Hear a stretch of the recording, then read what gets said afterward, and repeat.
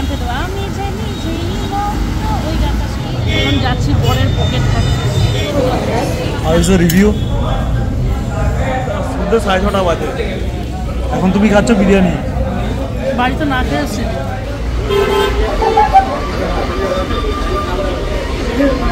এখন জামাই শাশুড়িকে ঘুরাতে নিয়ে যাচ্ছে। ঘুরাতে না, খাওয়াতে। খাওয়াতে। এটা এখন আমরা উঠে গেলাম কল্যাণীর নিউ ফ্লাইওভারটা, তাই তো? তাও অনেক এক্সপ্রেসওয়ে, কল্যাণী এক্সপ্রেস, তাও অনেকদিন হয়েছে এই ফ্লাইওভারটা। এটা হওয়ার পর অনেক সুবিধা হয়েছে বলো। আগে ছিল নিচে থেকে রাস্তা। আচ্ছা, আগে ছিল নিচে থেকে রাস্তা, তো এখন এটা নতুন হয়ে গেছে। আগে নিচেতে প্রচুর জ্যাম থাকতো, খুব ক্রাউডেড থাকতো, কিন্তু এই ফ্লাইওভারটা হয়ে যাওয়ার পর একদম টোটালি ফ্রি। দেখুন একদম ওয়ান ওয়ে। এখনো কনস্ট্রাকশন হচ্ছে, আর দূরে হচ্ছে পুরো কল্যাণী শহর। এই নিচেরটা পুরো কল্যাণী শহর, এই নিচেরটা। এটা ক্যান্সার হসপিটাল। এটা আমরা কল্যাণী পেরিয়ে এসে আমরা ঢুকছি কাঁসাপাড়া।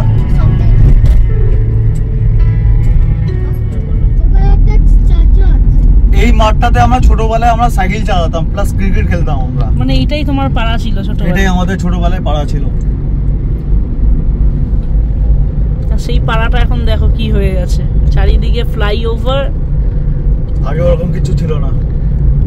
এখানে রাস্তাটা খালি দেখো তোমরা কিরকম কি করছে, মানে ভিউটাই একটা অসাম। মনে হচ্ছে মুম্বাই এখান দিয়ে একটা চলে যাচ্ছে, সব কনস্ট্রাকশন আছে। এবার এইটা কোন দিকে যাবে আমি ঠিক বলতে পারছি না। এগুলো টোটন গাড়া থাকলে ভালো বলতে পারতো। পুরো দেখো, এটা মানে নদিয়া বা কৃষ্ণনগর দিকে যাবে। আর এইখানটার ভিউটা খালি দেখো, জাস্ট মানে বিভৎস। এগুলো এখন তৈরি হয়ে যাবে, মনে হয় মুম্বাই চলে এসেছি।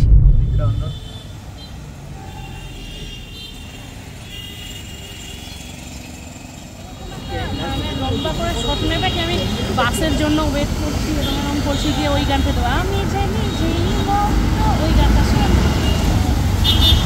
তোমাদের খিদে পেয়েছে? আমার তো তোমার পাইনি,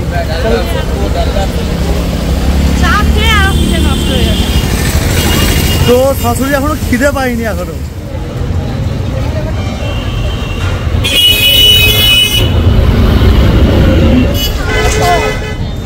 এখন যাচ্ছি বরের পকেট খাচ্ছি।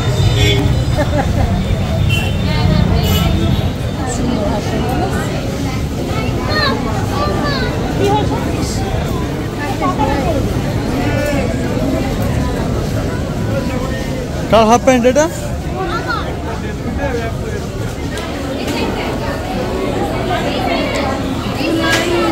টাইম লাগবে না লাগলো।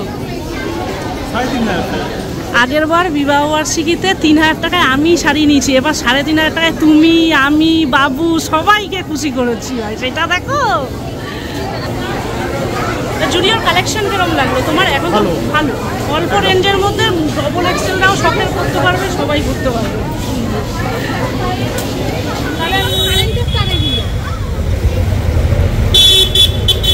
রিভিউটা, জুডিও রিভিউটা এরকম ড্রেস আমরা এই রেঞ্জের মধ্যে আমাদের এই হাতির মতন শরীরে, হাতির মতন শরীর, ডবল এক্সেল মানেই হাতি। আর তোমরা? মানে আমার হোয়াইটের মধ্যে কিছু ইচ্ছা ছিল, হোয়াইটের মধ্যে কালেকশন, আর মানে খুব কম রিজনেবল প্রাইসে। মানে এইটা নাকি জিনিসটা নিয়ে মানালো প্রচুর এক্সপেন্সিভ, মানে বাড়ি গিয়ে সব জিনিসগুলো দেখো। জুডিওতে মেন হচ্ছে, জুডিওতে 1000 টাকা উপরে কিছু হয় না, যা আছে বিলো 1000 টাকা। চলো এবার পেট পুজো করবে। পেট পুজোতেই বেশি টাকা লাগবে জুডিওর। আর হ্যাঁ, এবার নিশ্চয়ই তোমরা বুঝে গেছো যে আমরা বিরিয়ানি খাওয়ার জন্য আমাদের গন্তব্যস্থল কোথায়, আর আমরা কোথায় এসেছি। অবশ্যই ব্যারাকপুর দাদা বৌদি হোটেল। আর বিরিয়ানি খাওয়ার সময় সবসময় যদি বাইরে খেতে যাই তখন তো আমার একটা জায়গার কথাই মনে পড়ে, একটা হচ্ছে দাদা বৌদি হোটেল, আর তার থেকেও আর একটা জায়গা মনে পড়ে, সেটা হচ্ছে আরসালান। আর সত্যি বলতে আমাকে যদি তোমরা স্পেশাল এভাবে আমার মতামতটা নেওয়ার চেষ্টা করো, তাহলে কিন্তু আমি বলবো আমার অবশ্যই দাদা বৌদির থেকেও আরসালান বিরিয়ানিটা, যেটা পাকসার ভাষা আছে, সেইটা খেতেই বেশি ভালো লাগে। আর এইখানে দেখো দাদা বৌদি রেস্টুরেন্টে কিন্তু আমরা একদম গ্রাউন্ড ফ্লোরেই বসেছিলাম। আর ওখানে আমরা মায়ের সাথে, মা যেহেতু ফার্স্ট টাইম ছিল, মাকে তাই অনেকটা একটু আমরা নিজেদের মতন টাইম কাটাচ্ছিলাম, কথাবার্তা বলছিলাম, আর মার সাথে আমি কয়েকটা ফটো তুলে নিচ্ছিলাম। আর এইখানে তোমাদের দাদা দেখো এখানে পুরো মেনু কার্ডটা খুলে খুলে দেখছিল আর একটু ভিডিও করে নিচ্ছিল, আর আমাকে বলছিল যে দেখো কি কি রেসিপি পাওয়া যায়, কি খাবে।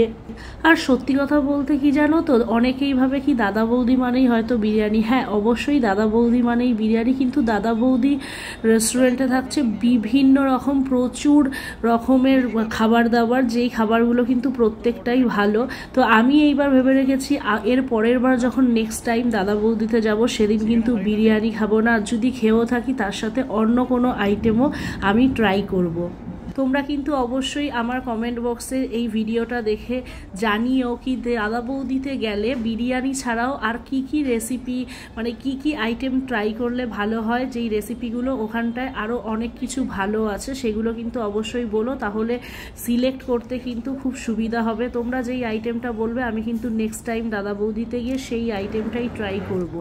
আর আমি কিন্তু ফার্স্ট টাইম ভেবেছিলাম কি আমি চিকেন বিরিয়ানি ট্রাই করব, কিন্তু যখন আমি 2 প্লেট মাটন বিরিয়ানি সায়ন, মা আর ছেলের জন্য অর্ডার করেছিলাম, আর 1 প্লেট চিকেন বিরিয়ানি অর্ডার করব ভেবেছিলাম, তো এরা কেউ আমাকে চিকেন বিরিয়ানিটা তো ফার্স্ট কথা খেতে দেয়নি, যে না খেতে হবে না, তুমিও মাটন বিরিয়ানি খাও। আর মেনলি আরও খাওয়া হয়নি, যার কাছে আমরা যেই ওয়েটারের কাছে আমরা অর্ডারটা করছিলাম তিনি কিন্তু আমাদের জানালো কি যে চিকেন বিরিয়ানির হাঁড়িটা রেডি নেই, একটু দেরি হবে। আর মেন ব্যাপার হচ্ছে বিরিয়ানিটা কিন্তু অবশ্যই ভালো ছিল, কিন্তু সত্যি কথা বলতে এখন এর রিসেন্ট যদি রিভিউ চাও বলবো দাদা বৌদি কিন্তু রাইসের কোয়ান্টিটিটা আগের থেকে অনেকটা কম করে দিয়েছে, অ্যান্ড মাংসর পিসটাও আগের থেকে ছোট করে দিয়েছে। আর মেন ব্যাপার হচ্ছে সেই যেই ঝরঝরা ভাবটা, হ্যাঁ অবশ্যই দাদা বৌদির বিরিয়ানির মধ্যে বিরিয়ানি মানে কিন্তু একটা জুসি ভাব থাকবেই, কিন্তু সেটা একটু এতটাই জুসি ছিল কি চালগুলো আর মশলাটার সাথে কিন্তু মনে হচ্ছিল কি পুরো মাংসের গ্রেভির সাথে জাস্ট চালগুলোকে মেখে, যখন ঝোলের সাথে মেখে আমরা যেরকম খাই সেরকম, মানে খুব নরম আর গেলো গেলো একটা ভাবছি। আর একটা কথা হচ্ছে আজকের ভয়েসটা কিন্তু একটু তোমাদের অন্যরকম লাগতে পারে। সত্যি কথা বলতে এতটাই ঠান্ডা লেগেছে কি ভয়েস দিতে আমার প্রচণ্ড কষ্ট হচ্ছে। আর এইখানে দেখো লেগ পিসটা যখন আমার ছেলে মানে তুলে ধরছে, ওর এই লেগ পিসটা কিন্তু অনেকটা বড় ছিল, সেই জন্য আমার মা ও মানে নাতিকে বলছিল আরে পোকো এটা কার লেগ পিস, তো ওকে আমরা ওরকম করে মজা করছিলাম। আর আমরা লাস্টে নিয়ে নিয়েছিলাম একটা জুস, সেটাও কিন্তু খুব ভালো ছিল। কিন্তু জুসের দামটা মানে এই মকটেলটার দামটা একটুখানি, মশলা সোডাটার দামটা কিন্তু একটুখানি বেশিই লেগেছে আমার কাছে, কেন কি এই মশলা সোডার দামটা দাদা বৌদিতে নিয়েছে 100 টাকা, যেটা আমি কিছু মাস আগে গিয়ে খেয়েছিলাম 50 টাকা, সেটা কিন্তু ওরা 100 টাকা করে দিচ্ছে। হ্যাঁ খেতে অবশ্যই ভালো, খেতে তো ভালো হবে, সেই জন্য দামটা আমার একটুখানি বেশি লেগেছে। তো ঠিক আছে, দাম বেশি হতেই পারে, হয়তো ওদের অতটা মেনটেনেন্সের ওপর সব কিছুর দাম ফিক্সড করা থাকে, সেই জন্যই এত কিছু বেশি দাম লেগেছে। তো ভিডিওটা কেমন লাগলো জানিও।